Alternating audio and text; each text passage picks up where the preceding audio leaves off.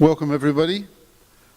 One of the basic beliefs of our fellowship is what we call a historic interpretation of Bible prophecy, meaning in simple terms, the prophecies in the Bible, put your history book down alongside the Bible and see whether, not whether, it always is, fulfilled and how it's fulfilled. So that's a little bit of what we're doing here today.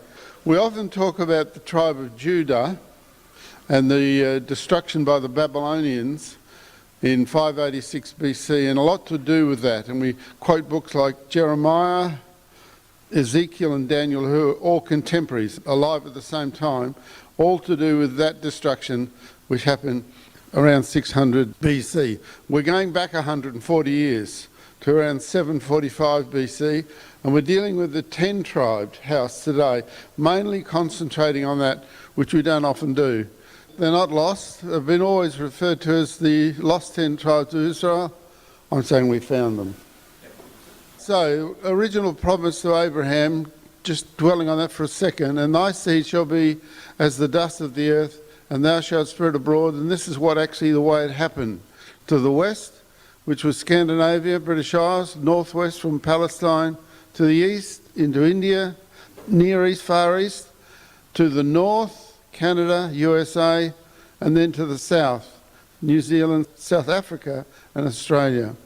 And in thee and in thy seed shall all the families of the earth be blessed. The British Commonwealth, a lot of people point out, is this to do with the goodness of the people or the badness? No, it got nothing to do with that. There were good kings and bad kings in the Bible. There were good people and bad people. It doesn't really come in. It's more what this guy did, and the promises to him, and then his son Isaac, and then the next one Jacob and the 12 tribes. Okay, we know about the 2 tribes, in other words the Jews. What about the lost 10 tribes? What happened to them? That's what we want to look at today. Just one map you can find on Google Zoom, not exactly what I'm talking about today. All I want to show you is that when they show migrations across Europe, guess what? They always come from the east to the west. As you can see on that particular one, they're going right back 39,000, is it? BC, going back a long way. But what they do is they bring the people from there to there. So what we're doing is nothing different to that, maybe just a little more accurate than that, instead of a guess. So we're talking about Bible prophecy.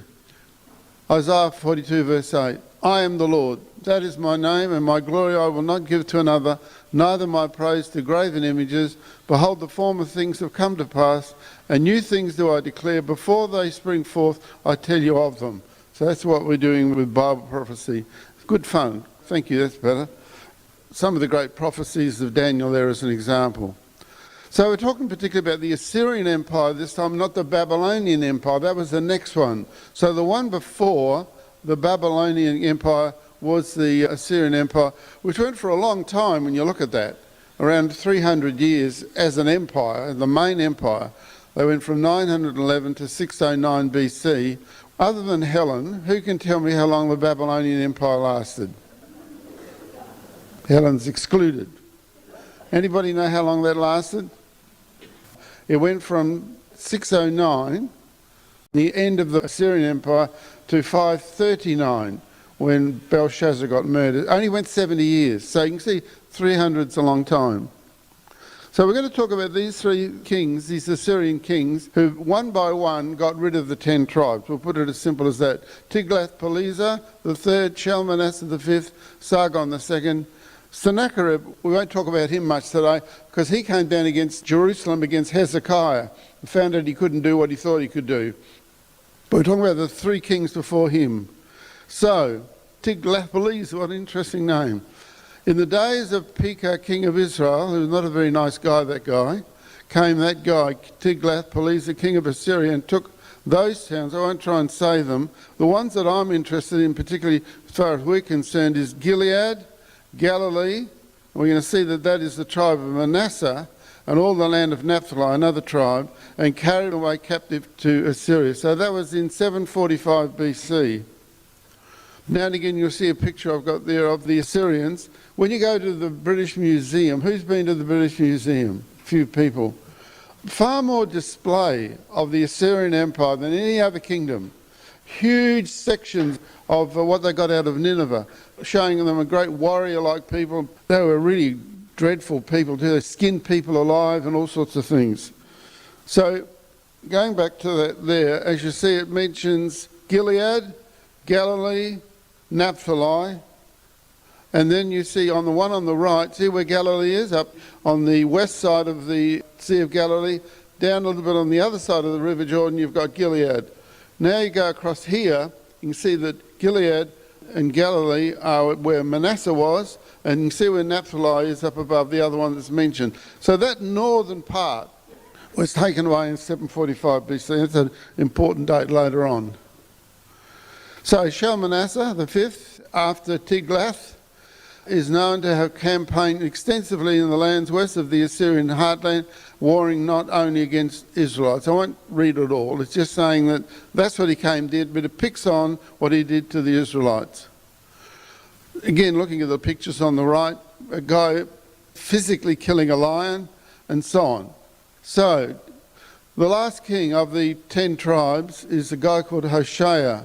He reigned 9 years from 730 to 721 BC.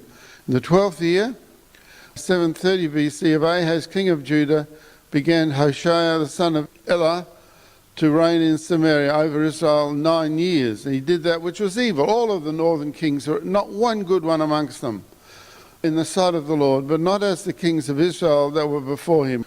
He was bad, but maybe not really bad. It's the only thing I can think of there. Against him came Shalmaneser, so that was the next king down, and Hoshea became his servant and gave him presents. So the king of Assyria found conspiracy in Hoshea, this same king, for he had sent messengers to So, king of Egypt, and brought no present to the king of Assyria, as he had done year by year. Therefore the king of Assyria, Shalmaneser, shut him up and bound him in prison, locked up the city. That's what it really means in Samaria. And the king of Israel came up throughout all the land and went to Samaria and besieged it 3 years. But actually he didn't quite complete it. And the next king down, Sargon II, was only on the throne for a year or so, and that's when he finished it off. Now, the only mention in the Bible of Sargon is in Isaiah 20 verse 1. Nothing to do with what I'm talking about, just the name is in the Bible. By the way, if you might remember, in Ashdod was where they put the Ark of the Covenant, and the fish god fell down. So that's Ashdod, which is mentioned here. So, talking about Sargon, Wikipedia, ascended to the throne, he quickly abolished the tax and mainly when I jump down to the end, Samaria was swiftly conquered, and through its conquest the kingdom of Israel fell. So it was actually under that third Assyrian king that all the northern tribes were taken away captive into Assyria. So he resided in that palace. Sargon's predecessor, we've talked about him, had tried to continue the expansion. He did not succeed, of his father Tiglath. Down the bottom, notably his prolonged siege of Samaria, which lasted 3 years, might still have been ongoing by the time of his death, which it was. And Sargon finished it off. So what does the Bible say about that time in the book of Kings?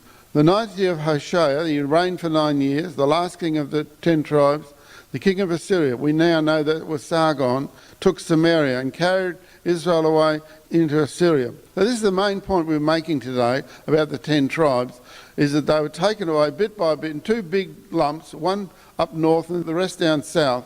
And then the next king, Sennacherib, tried to take Judah, Jerusalem. He did not succeed.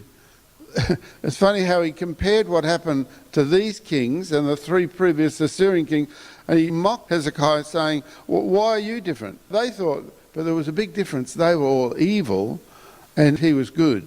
That was the difference, and God protected Hezekiah and the house of Judah at that time. Carried away Israel into Assyria and placed them in these different places, in the cities of the Medes. For so it was that the children of Israel had sinned against the Lord. So that's exactly what happened. Horrible pictures. You find these all in the British Museum. One there of somebody being strangled. They like to put all the gory details up. I think it's the same scriptures, just different pictures. I'd already made this up. I thought I'd leave that there. Picture of Hosea and them going into captivity. That's the big thing there. Sargon II again, according to Sargon's inscription, 27,290 Israelites were deported from Israel and resettled across Assyria, followed the standard of the Assyrian way of dealing with defeated enemies, always moved other people in. They became known as Samaritans, as we know later on.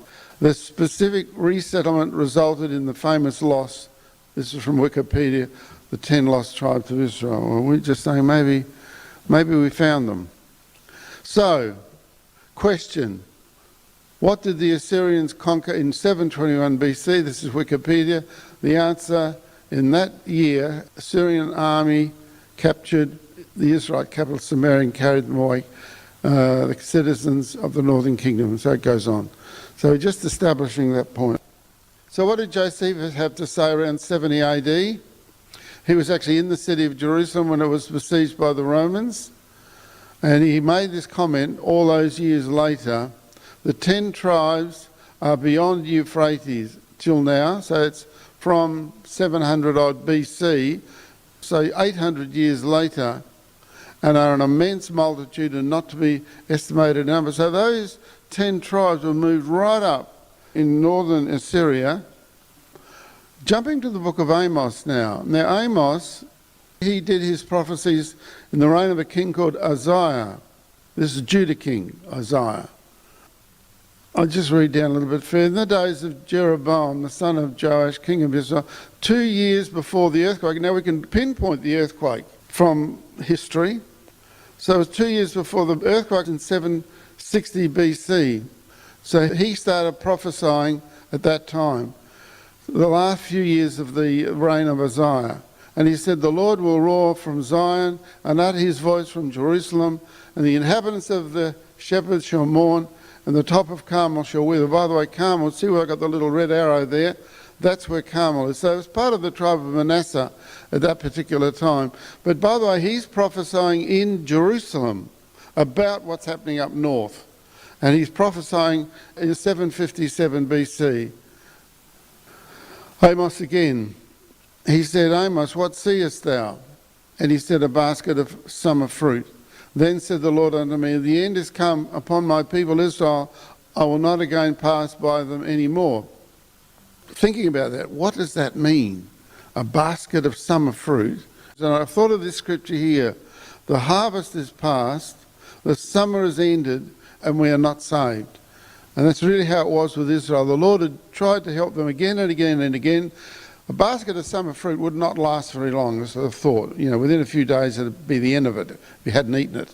And he's just saying, just like that basket is going to wither and pass away, so are you. Now he was just a herdman, was Amos. A lot of the guys in the Bible were educated and so on, but he was just a herdman. Not anything wrong with being a herdman, but he wasn't a scholar. But a famous verse in Amos 9 verse 9 says, for lo, just remembering when he's prophesying, at the time of King Uzziah, I'm going to talk about him in a minute. I will command and will sift the house of Israel among all nations like as corn. Now the Bible's got the word corn, but it's actually talking about wheat. It's sifted in a sieve. Yet shall not the least grain fall upon the earth. So Amos had some great prophecies. He maybe did his prophecy all in one go, around 757 BC, although I got 762, around that era. So then he talks about their captivity. Thy land shall be divided by line. First of all, we see 10 tribes, some of the tribes up north taken in 745 BC by Tiglath-Pileser, and then right at the end with Sargon, they went about 30 years later. That'll do. Israel shall surely go into captivity, forth of his land. Verse 4, and though they go into captivity before their enemies, thence will I command the sword, and it shall slay them. So it's not going to be a peaceful time for their migration or their captivity. I'll set my eyes upon them, and not for good.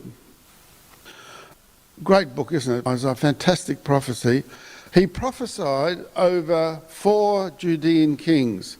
Uzziah, the one that was at the time of Amos, Jotham, Ahaz, and Hezekiah, kings of Judah. So quite a big span, if you took the whole span from 809 to 696 BC, over 100 years. He started prophesying in 760, 3 years before Uzziah died.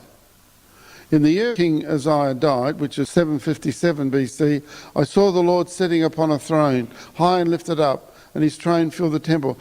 And really stop to think about the book of Isaiah. You sort of picture him as writing it all down in one go. There's big gaps between these different kings that he prophesied under. He maybe only prophesied for 3 years under the end of the reign of Isaiah. Chapter 6, a great chapter where the Lord said, who will go for me? He said, I will. And he did that in 757 BC. 12 years before Syria captured Manasseh in 745 BC, and 36 years before the captivity of Ephraim in 721 BC. So that is the coverage of Isaiah. He's right there. The number one enemy on the planet at the time was Assyria, not Babylon. That was another 100 years away. So the prophecy of Isaiah and Hosea prophesied at the same time, that was to do with Assyria. Not that they stopped and didn't mention Babylon. I just thought, nothing to do with what I'm talking about today, a little bit about Isaiah, which I never stopped to think about. When we talk about good kings of Judah, we talk about Hezekiah, Josiah, and Jehoshaphat, well-known good kings. Isaiah, in a sense, I thought, how sad. He reigned for 52 years and he only ever made one mistake. So we sort of remember the mistake that he made. He must have been, for many years, a very good king. Then all the people of Judah took Uzziah when he was 16 years old and made him king. And then he reigned for 52 years over Judah. Jump down to verse 16. But when he was strong, his heart was lifted up to his destruction, transgressed against the Lord his God, and went into the temple of the Lord to burn incense upon the altar of incense. So the wickedness of this guy, did he murder somebody like maybe King David did? Did he commit adultery? What he did is he got a bit proud, and it wasn't sort of like an evil thing he did. He went to offer incense to the Lord, except that it was only the priesthood that could do that. Only the priesthood could offer. So that was his one mistake. He got a bit ahead of himself, and he suffered as a result as a leper for the rest of his life. And Uzziah was a leper until the day of his death at 757 BC, and dwelt in a separate house to live separately, being a leper, for he was cut off from the house of the Lord. The book of Hosea, you can see it was the same 4 kings, Uzziah, Jotham, Ahaz and Hezekiah. And one of his prophecies there in chapter 14, O Israel, return unto the Lord thy God, for thou hast fallen by thine iniquity. Take with you words and turn to the Lord. Say to him, take away all iniquity and receive us graciously. Asher, so that was the kingdom at the time, shall not save us. So at times they turn to these kingdoms to help them, but the Lord is saying, no, that is not the answer. Jump back to nail down Manasseh and Ephraim, because that's mainly who we're talking about. His father refused and said, I noticed when he blessed the son, he crossed his hands, and he blessed Ephraim the younger against Manasseh. Also shall become a people. We connect that to America. He also shall be great, well, the greatest country on the earth today, most powerful. But truly his younger brother Ephraim shall be greater than he, and his seed shall become a multitude of nations, which we connect to Britain and the Commonwealth. Really, there's no other country on earth that comes within cooey of matching that. Ephraim and the tribes of Israel, his fellows. Now, what happened later on is that Ephraim came to represent a whole 10 tribes. Didn't mention them all. Talk about Ephraim in the book of Hosea, you are talking about the 10 tribes. Later on, of course, we know Judah, out of Judah and Benjamin, became to represent the other 2 tribes. So Ephraim, the 10 tribes, Judah, the 2 tribes. Ephraim is smitten, their root is dried up. They shall bear no fruit, yea, though they bring forth, yet will I slay even the beloved fruit of the womb. So because of their sin, my God will cast them away, because they did not hearken unto him, and they shall be wanderers among the nations. So this is the eventual prophecy of these 10 tribes, taken away captive by Assyria, for a while remaining in parts of the Assyrian Empire. And one day we want to think about what happened in 609 BC when they were no longer an empire, when Babylon became the powerful country. They were no longer under the restrictions of the Assyrian Empire. They could go where they liked. And I'm sure Babylon at the time was far busy with all the other things they're doing, and these people started to wander northwest. So what was one of the problems? Very similar to what we read of in the book of Revelation. I am rich and increased with goods and have need of nothing. Hosea dealing with the same time, the same people. Ephraim feedeth upon a wind, and followeth after an east wind. An east wind goes from east to west. Bible way of saying these people now are going from the east, Middle East, going to go west, eventually through Europe to Britain. He daily increaseth lies and desolations, and they do make a covenant with the Assyrians, and oil is carried into Egypt. And Ephraim said, Yet I am become rich. Sounds like the book of Revelation, doesn't it? I have found me all substance, and in all my labours they shall find none iniquity in me that were sin. The next verse, and I am the Lord thy God, from the land of Egypt will yet make thee to dwell in tabernacle. In other words, you're going to be moving away. You're going to live in tents, is another way of putting it, as in the days of the solemn Feast of Tabernacles. You're going to no longer be living in Israel, you're going to be travelling and living in tents, is basically what it's saying. Back to the book of Kings. And they left all the commandments of the Lord their God and made them molten images. Talk about the 10 tribes, even 2 calves. We've got plenty of reference to that. Made a grove and worshipped all the hosts of heaven, and they served Baal. In verse 17, and they caused their sons and their daughters to pass through the fire, and used divination and enchantments, and sold themselves to do evil in the sight of the Lord, to provoke him to anger. Therefore the Lord was very angry with the 10 tribes, another way of putting that, and he removed them out of his sight. There was none left but the tribe of Judah. That really nails down the difference between the 10 tribes and the 2 tribes at that time. So Uzziah again, who prophesied at the same time as those 4 kings, for the head of Syria is Damascus, and the head of Damascus is Rezin, and within 65 years shall Ephraim be broken. So he prophesied 35 years ahead. So that was when he prophesied in 757 BC. Take off the 35 years, 721, and that's exactly when it was all over. And the head of Ephraim is Samaria, and the head of Samaria is Pekah. If you will not believe, surely you shall not be established. Samaria besieged 3 years by Shalmaneser, and then later on Sargon finished it off. So, end of the Assyrian Empire, 609 BC. Nabopolassar, who was Nebuchadnezzar's dad, he finally defeated the last of the Assyrians in 609 BC. When the Assyrian capital Nineveh was overrun by the Medes, Scythians, we mentioned them a little bit later, Babylonians and their allies in 612, the Assyrians moved their capital to Haran. Haran, of course, is where Abraham moved down to Israel. You read other mentions of Haran. When Haran was captured by the alliance in 609 BC, ending the Assyrian Empire. So that's where they moved the children of Israel into that area there. Israelite settlements, but they didn't stay there. They followed an east wind, as the Bible says. Different parts there would indicate the Hebrew mountains. We don't know that for sure. And they moved up through there and then across Europe. Waymark, interesting testimony here. We particularly look at the tribe of Dan. Is Ephraim my dear son? Is he a pleasant child? For since I spake against him, I do earnestly remember him still. Therefore my bowels are troubled for him. I will surely have mercy upon him, saith the Lord. And then verse 21, interesting verse is, set thee up waymarks. Now that word, if you look it up in the concordance, means signposts. Make thee high. Look that up, it means signposts. Heaps. Look that up, it means signposts. But that's how they translate it. But each time it actually is the word for signposts. Set thine heart towards the highway. They're going from east to the west or northwest, even the way which thou wentest. Turn again, O Virgin of Israel, turn again to these thy cities. One, it's a big story and it's very hard to nail it completely down. But the thought is that as these people migrated, and we know they did, across Europe, eventually into Scandinavia, and then later into the British Isles, that they left signposts, waymarks, as they went. They followed the rivers, by the way. They didn't go over mountains. As these people migrated over maybe hundreds of years across to that area, they mainly followed the valleys and the rivers. And that's probably why they left those things there. So, a bit of a diagram, a British Israel diagram. I'll take the children of Israel from among the heathen and will gather them on every side and bring them into their own land. So from Media, Syria, we saw where they were taken, the 10 tribes, then across eventually, came in under all these other people, and the Danes and the Angles and so on. We'll talk about that in a minute.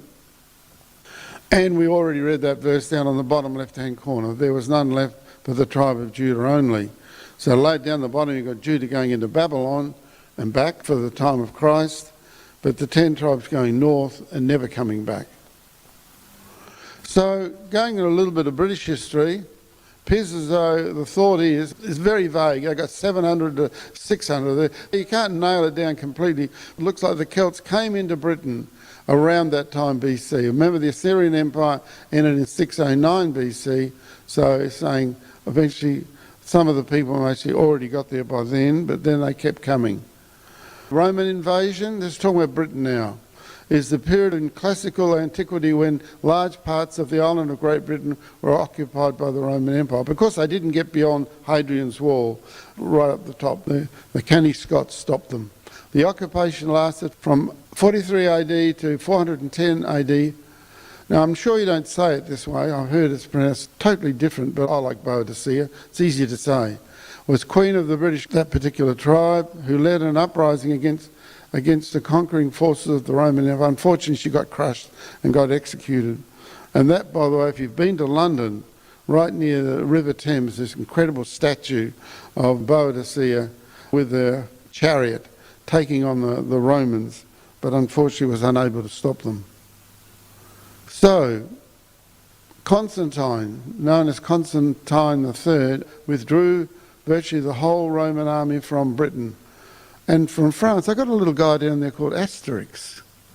If you know the cartoon Asterix, that's at the time of the Roman occupation of France, not Britain. And it's that particular time we're talking about.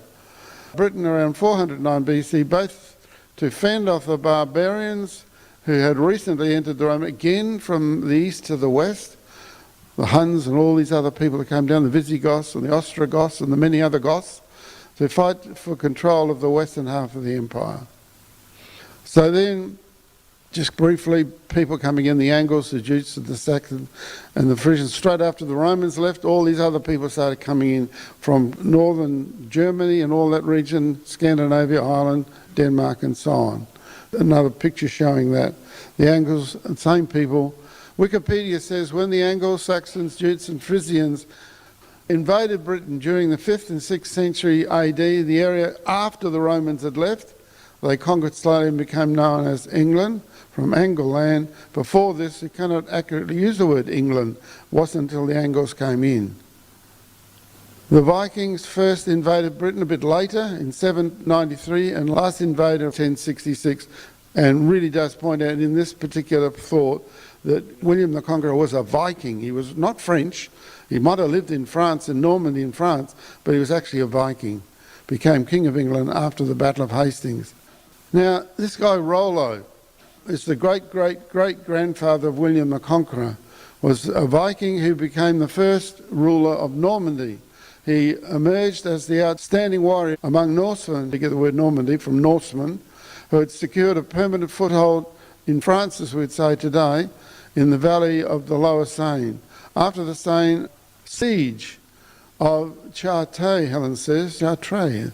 She knows a bit of French, I don't know. That's how you say that. In 911, Charles the Simple, another one calls him Charles the Fat. So he was both fat and simple.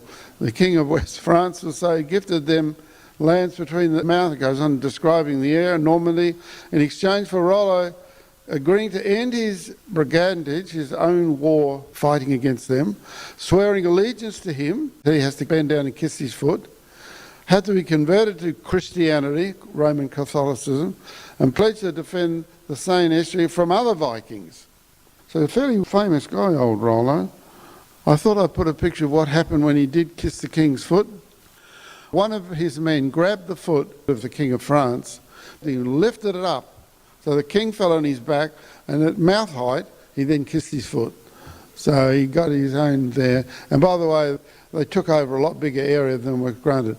Another famous king around that time, of course, was Canute, who was a Danish king, and the famous story of him proving that he wasn't almighty, sitting at the edge of the sea and trying to stop the tide coming in, just saying, I'm immortal. A couple of interesting antics there. So right up the top you see the Earl of Moore, have you say, and below him Rollo.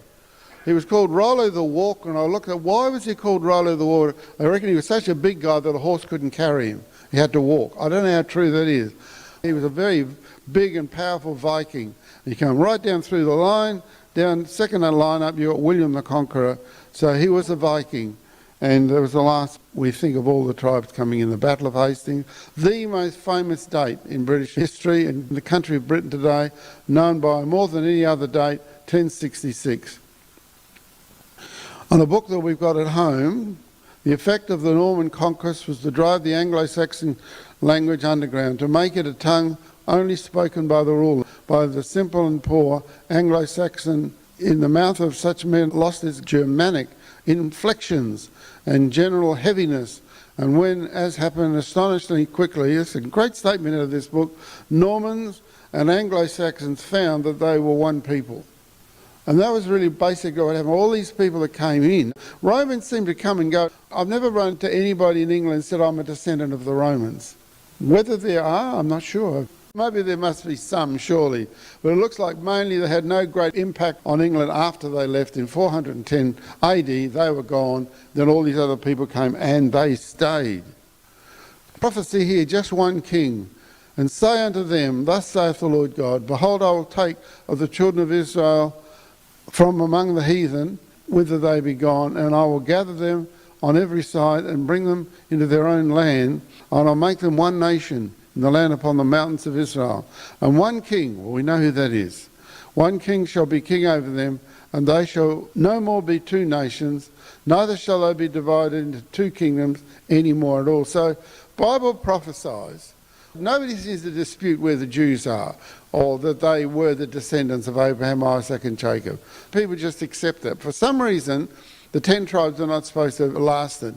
But this says that somewhere on planet Earth today are the 10 tribes, and one day they're going to be reunited with the other 2 tribes and become one nation again. But when is that? It's when the Lord comes back. Moreover, I will appoint a place for my people Israel, and will plant them, and they shall dwell in a place of their own, and move no more, neither shall the children of wickedness afflict them any more, as before. So since 1066 onwards, for 900 odd years, that's basically the story. We think of the French Armada that tried to come, later on the Spanish Armada that tried to come. We think of the 2 great world wars and go on and on and on. This little bit of dirt off the coast of Europe, not a very nice way to describe it, these beautiful isles off the coast of Europe have been a main liberator of that region, and they themselves have not been conquered since that time. This was an interesting program. Some people have heard of Sam Willis. He's a historian, scientist type guy, does a lot of things on the history of Britain. One day we were watching this and Helen said, I'm going to photograph that, where they dug up this chariot, which is a Middle East type chariot. And then they did a DNA test, and he comments on that and said that the DNA comes from Scythia, north of Palestine, where Assyrians were. They got the Caspian Sea and the Black Sea, and they immigrated east to west. The DNA, 70% of British DNA means they came from that region. I remember many, many years ago, people that were anti this thought said, oh, one day DNA will disprove that doctrine. It's done the opposite. It's actually proved it, which is amazing. And that's what he showed, the DNA coming into England from the Middle East on the History Channel, arrives in Britain. Also the domestic animals. Don't stop to think of that. Horses and chooks and cows and sheep. How did they get into Britain? Appears though everything indicates that they came from the Middle East. Well, we know they were there, described as clean and unclean animals, way back, the time of Moses. All those animals were there. How did they get into Britain? It's an interesting thought. This is an article that Helen wrote. We can remember saying the DNA, we just went through that, all people. They said in this program that all the people who came to Britain came from the Middle East, and they all had the same DNA. Down a bit further, Sam Willis said the animals that they brought with them came from the Middle East. Cows, sheep, pigs, goats, hens, he said. 70% of the British people today have the same DNA, and it came from the Middle East.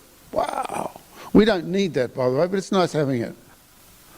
Jeremiah, hear the word of the Lord, O you nations, and declare it in the isles afar off. Now, When you look at the world around where that was it Crete or Malta? No, he wasn't. He's talking about the Isles afar off, the very famous British Isles. He that scattered Israel will gather him and keep him as a shepherd doth his flock. Again, the isles afar off. Listen, O isles, unto me, and hearken ye people from afar. The Lord hath called me from the womb, from the bowels of my mother hath he made mention of my name. And he hath made my mouth like a sharp sword. In the shadow of his hand hath he hid me, and made me a polished shaft. In his quiver hath he hid me. And he said unto me, Thou art my servant, O Israel, in whom I will be glorified. Even the Declaration of Arbroath, the Scottish people, wrote this declaration to Pope, or Catholic at the time, Pope John the 22nd. I'll read it. Most Holy Father and Lord, I don't like reading that about a Pope. We know, and from the chronicles and books of the ancients, we find that among other famous nations, our own, the Scots, has been graced with widespread renown.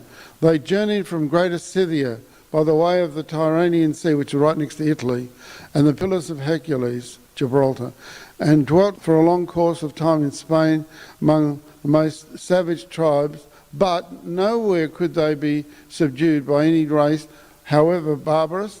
Thence they came, and they give the time 1,200 years after the people of Israel crossed the Red Sea. We know that's 1495 BC, minus 1,200, around 300 BC. It's rough. I mean, he's not got an exact date there. So they came in way back before BC onwards. Their home in the west where they still live today. So there's Scythia. Going back. Journeyed from Greater Scythia by the way of that. From the Middle East, where the children of Israel were taken under the Assyrian Empire. And then they went from there. That's what they say.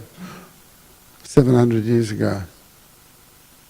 So, you know that in the 7-time punishment chapter of Leviticus, it mentions it 4 times, and it appears now there are 4 fulfillments of those 7 times punishment.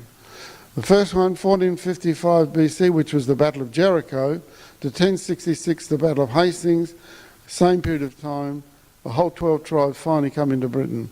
745 BC, when Manasseh and Naphtali and the other were taken captive. At that time, we come to 1776. We believe Manasseh connects to America. Here we have all the massive 13s, 13 arrows, 13 stars, 13 constellation, 13 olive branches, 13 olives, and so you can go on. America represented by the number 13. We know, and in a sense, they became the 13th tribe when Jacob crossed his hands. One of the fulfillments of that 7 times punishment. Another one, 721, which we've gone through today, you come to 1800. Far more famous and well known is 1801 when the Union Jack came into being, but actually it was the year before, which would link in with this prophecy, they had the Act of Union between England and Ireland. And on the 1st of January 1801, they developed the Union Jack. And then last of all, one we're not talking so much about today, which we often do talk a lot about, was the House of Judah in 604 to 1917 AD. Prophecy again in Amos, and I will bring again the captivity of my people Israel, and they shall build the waste cities and inhabit them. They shall plant vineyards and drink the wine thereof. They shall also make gardens and eat the fruit of them. Same prophecy here. Say unto them, Thus saith the Lord God, Behold, I will take the stick of Joseph, which is in the hand of Ephraim, and the tribes of Israel his fellows. So as you see in this, Ephraim, being the right of inheritance from his father Joseph, represents the whole 10 tribes. The tribes of Israel his fellows, and will put them with him, even with the stick of Judah, and make them one stick, and they shall be one in my hand. So Judah representing the 2 tribes, Ephraim representing the 10 tribes, and itself, going to put them together,